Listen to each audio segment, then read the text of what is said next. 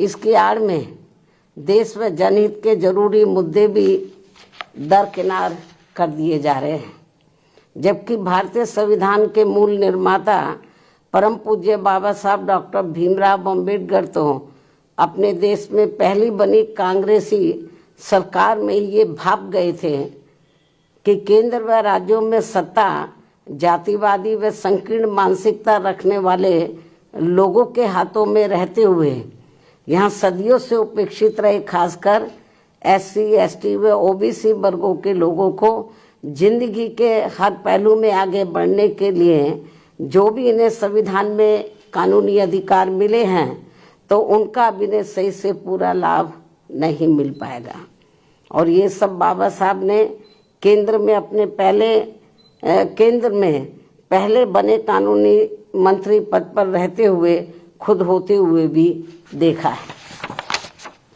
जिससे दुखी व चिंतित होकर फिर इन्होंने यानी कि बाबा साहब डॉक्टर भीमराव अम्बेडकर ने उस समय के प्रधानमंत्री पंडित जवाहरलाल नेहरू को अपने इस पद से इस्तीफा भी दे दिया था। बाबा साहब ने कानूनी मंत्री पद से उनको इस्तीफा दे दिया था। हालांकि उस समय की कांग्रेसी सरकार ने बाबा साहब के इस्तीफा देने के कारणों के बारे में इनको संसद में बोलने तक भी नहीं दिया था। तब फिर इनको मजबूरी में इस संदर्भ में अपनी बात मीडिया में ही रखनी पड़ी थी, जिससे उस समय संविधान व इन वर्गों के प्रति भी कांग्रेस का असली चेहरा खुलकर सामने आ गया था। लगभग यही स्थिति संसद में मेरे साथ भी गुजरी है, जब मुझे अपने लोगों के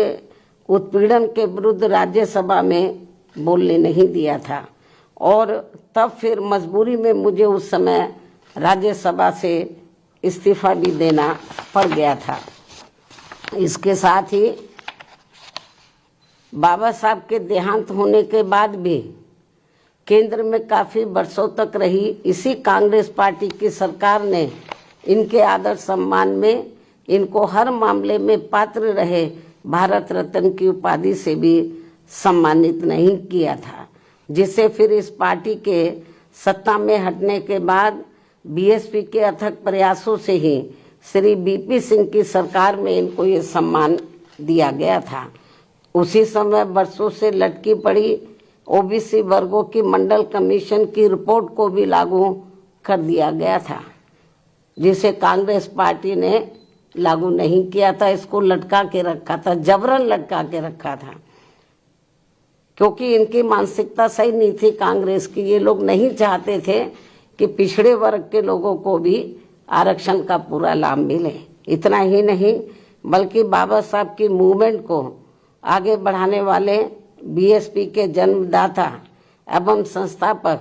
मान्यवर श्री कांशीराम जी के देहांत होने पर भी केंद्र में रही इसी कांग्रेस पार्टी की सरकार ने इनके सम्मान में एक दिन का भी राष्ट्रीय शोक घोषित नहीं किया था। ये है भारतीय संविधान के प्रति व इन वर्गों के प्रति भी कांग्रेस पार्टी का असली चाल चरित्र व चेहरा, जो अब ये पार्टी इन वर्गों के वोटों की खातिर इन्हें गुमराह करने में कोई कसर नहीं छोड़ रही है। और अब इस पार्टी के ही नक्शे कदम पर BJP व अन्य विरोधी पार्टियां भी चल रही हैं, जो किसी से छिपा नहीं है। इतना ही नहीं बल्कि बाबा साहब ने अपने कानून मंत्री पद से इस्तीफा देने के बाद उस समय अपने इन वर्गों के लोगों को ये भी कहा था, यदि इन वर्गों के लोगों को वास्तव में संविधान का सही से पूरा लाभ लेना है तो फिर इन्हें केंद्र व राज्यों की भी राजनीतिक सत्ता की मास्टर चाबी खुद अपने हाथों में ही लेनी होगी, क्योंकि इनको संविधान का सही से पूरा लाभ लेने के लिए अब पंडित नेहरू के परिवार से व अन्य सभी जातिवादी व संकीर्ण मानसिकता रखने वाली पार्टियों से भी अब कोई ज़्यादा उम्मीद नहीं रखनी चाहिए, जो ये सब हमें काफ़ी कुछ देखने के लिए मिल रहा है। ऐसे में अब हमारी पार्टी इन वर्गों के लोगों को सावधानी के तौर पर ये भी कहना चाहती है कि इस बार संसद में संविधान पर हुई चर्चा के दौरान जो अभी चल भी रही है, सत्ता व विपक्ष की तरफ से भी इन वर्गों के वोटों को लुभाने के लिए खासकर कांग्रेस व समाजवादी पार्टी ने देश के एससी, एसटी व ओबीसी वर्गों के आरक्षण को लेकर काफी कुछ हवाई बातें कही हैं, जिसमें रत्ती भर भी सच्चाई नहीं है। और यदि इस मुद्दे पर ये दोनों पार्टियां अर्थात कांग्रेस व समाजवादी पार्टी यानी कि ये दोनों पार्टियां संसद में चुप्पी रहती तो ज्यादा उचित होता। इस मामले में इनकी पोल तो नहीं खुलती या मुझे पोल खोलने के लिए मजबूर नहीं होना पड़ता, क्योंकि केंद्र में रही कांग्रेस पार्टी की सरकार के समय में व इसी पार्टी की मिली भगत से समाजवादी पार्टी ने एससी, एसटी वर्गों का पदोन्नति में आरक्षण संबंधी संवैधानिक संशोधन विधेयक का काफी डटकर विरोध किया था तथा इस बिल को समाजवादी पार्टी ने संसद में ही फाड़कर इसको फेंक दिया था, जिस बिल को लाने के लिए हमारी पार्टी को काफी कड़ा संघर्ष भी करना पड़ा था, जो ये बिल अभी तक भी संसद में लटका पड़ा है। इससे बीजेपी की भी आरक्षण विरोधी मानसिकता साफ झलकती है, जो इसे पास कराने के कतई भी मूड में नहीं है। और अब तो कांग्रेस पार्टी के राहुल गांधी ने इन वर्गों के पूरे आरक्षण को ही सही वक्त आने पर खत्म करने का भी ऐलान कर दिया है, जबकि इस मामले में बीजेपी व अन्य विरोधी